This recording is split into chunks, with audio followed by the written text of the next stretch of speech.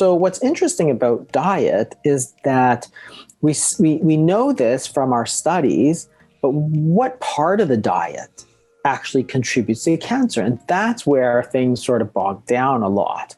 Dr. Jason Fung is a Canadian nephrologist who has reshaped the understanding of weight loss and metabolic health.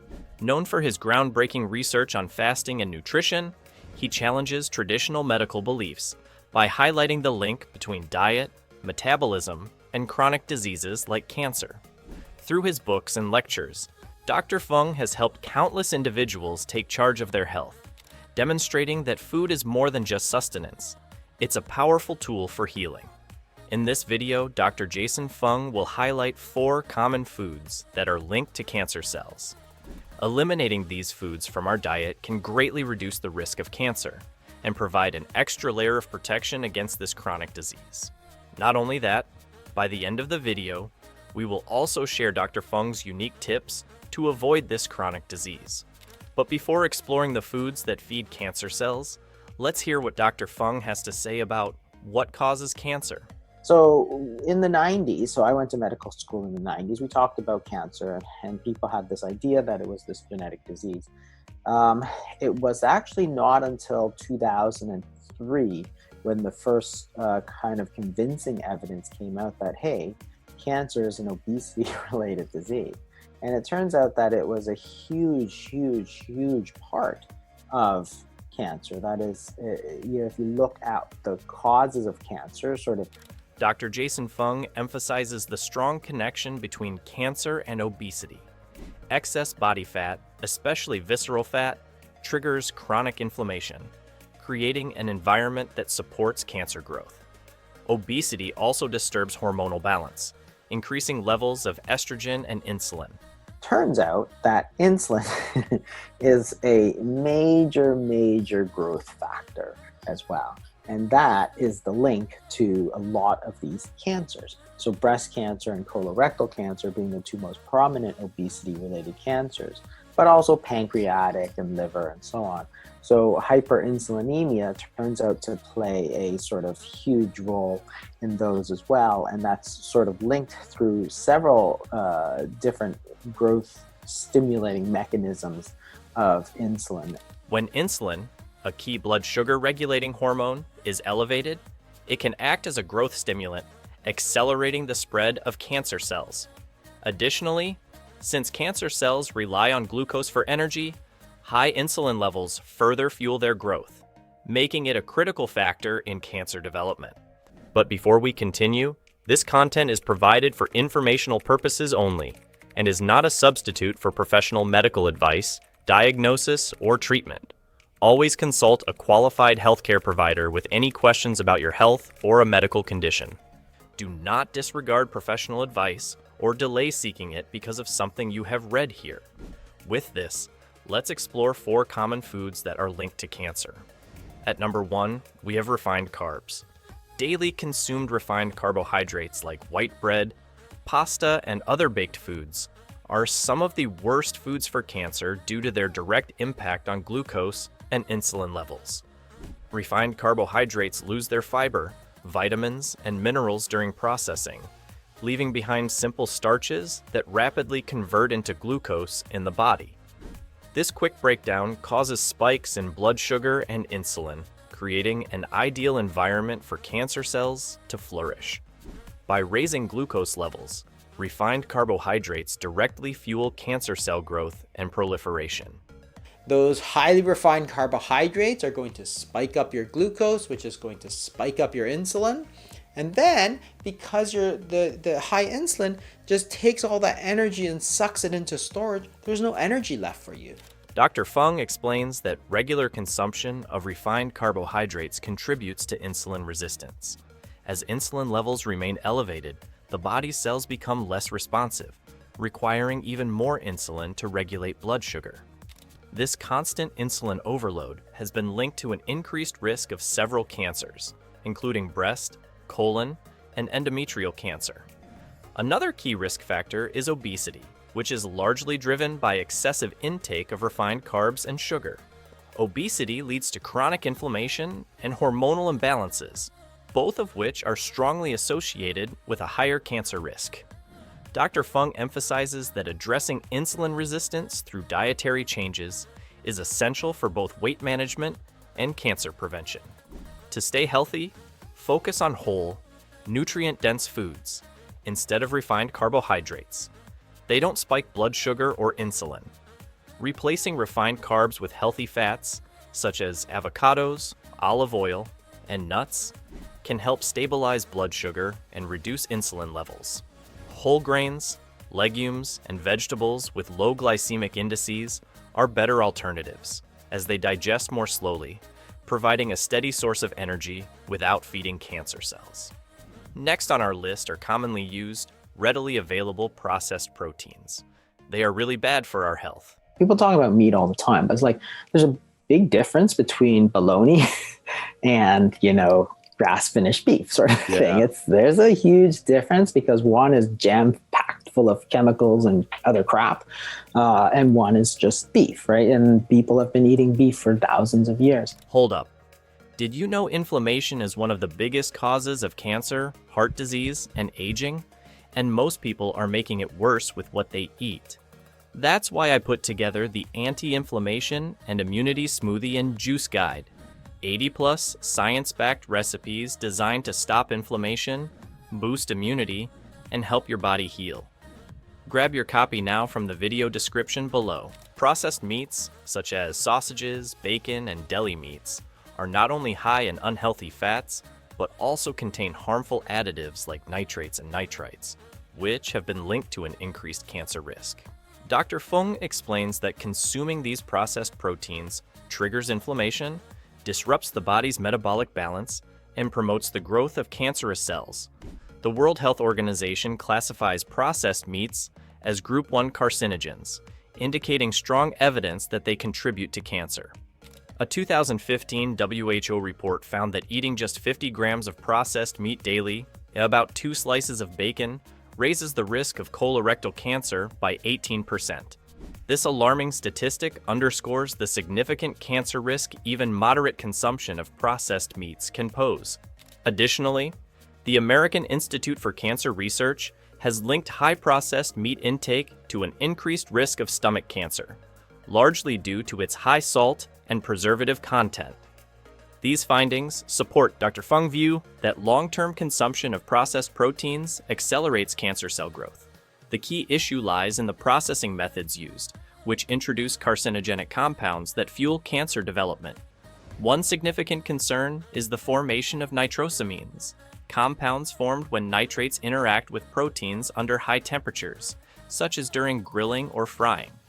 Nitrosamines have been identified as potent carcinogens that damage DNA and contribute to cancerous mutations. Do you know that processed proteins also pose significant cancer risk through the process of glycation, where sugars bind to proteins and fats, creating harmful compounds known as advanced glycation end products? They contribute to oxidative stress and inflammation, both of which are known to drive cancer growth.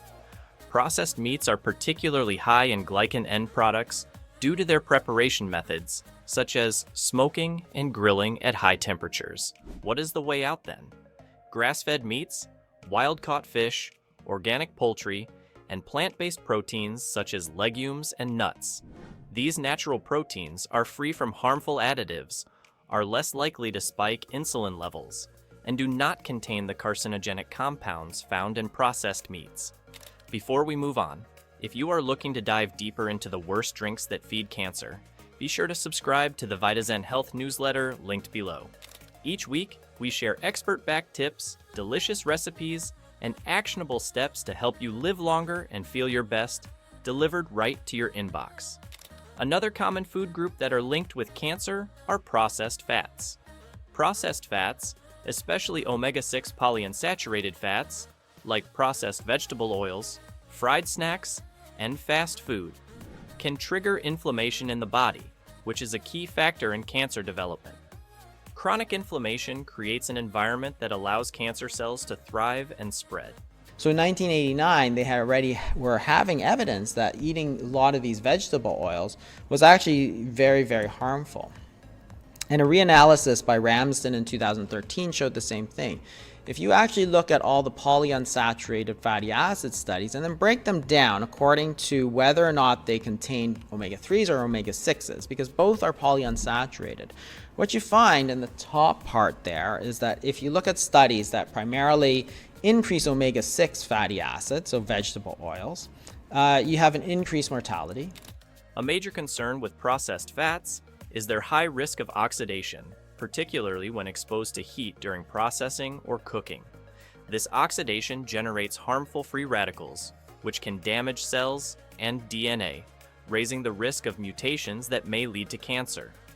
Although omega-6 fats are considered healthy, research has found that diets high in omega-6 fats are associated with an increased risk of several cancers, including breast, prostate, and colon cancer. Dr. Fung suggests that the imbalance between omega-6 and omega-3 fats in the modern diet is the actual problem. Traditionally, human diets had a balanced ratio of omega-6 to omega-3 fats, typically between 1:1 and 4:1. However, with the widespread use of processed vegetable oils, the ratio in many Western diets has shifted to 15:1 or even 20:1. Favoring omega-6 fats. This imbalance is linked to higher rates of inflammation and, consequently, cancer development. Adding to this imbalance, the consumption of processed fats contributes to insulin resistance and disrupts cellular metabolism, a concept often referred to as metabolic dysfunction, which is believed to create an ideal environment for cancer cells to proliferate. To reduce the risk of cancer associated with these fats, Dr. Fung advocates replacing processed fats with healthier alternatives. They can include extra virgin olive oil that is rich in monounsaturated fats.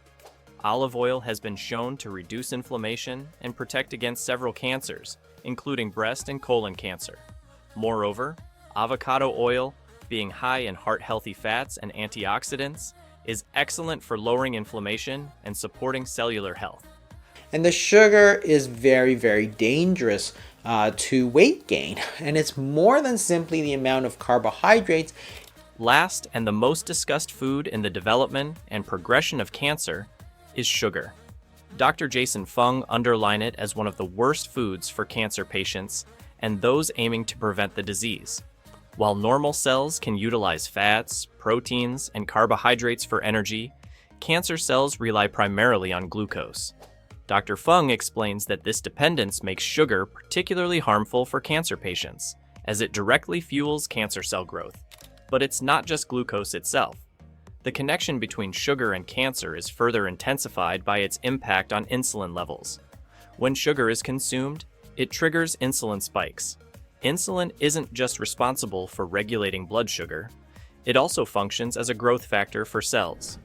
Elevated insulin levels, commonly seen in individuals with insulin resistance or type 2 diabetes, have been linked to a higher cancer risk. Dr. Fung notes that insulin accelerates cancer cell growth in the same way it stimulates normal cell growth, only at a much faster rate. This may explain why people with obesity, diabetes, or insulin resistance are more likely to develop cancers such as breast, colon, and pancreatic cancer. Statistical data supports this alarming connection between sugar and cancer. A large-scale study found that obese individuals were up to 50% more likely to develop cancer than those of normal weight, and much of this risk is driven by insulin and glucose metabolism. Sort of sugar is probably one of the very, very important things that we really need to lower because that really supports it. And it gets to how cancer develops. For those looking to cut sugar from their diets, there are healthier alternatives that can satisfy cravings without promoting cancer growth. Stevia and monk fruit are popular sugar substitutes that don't raise insulin levels and have a low glycemic index.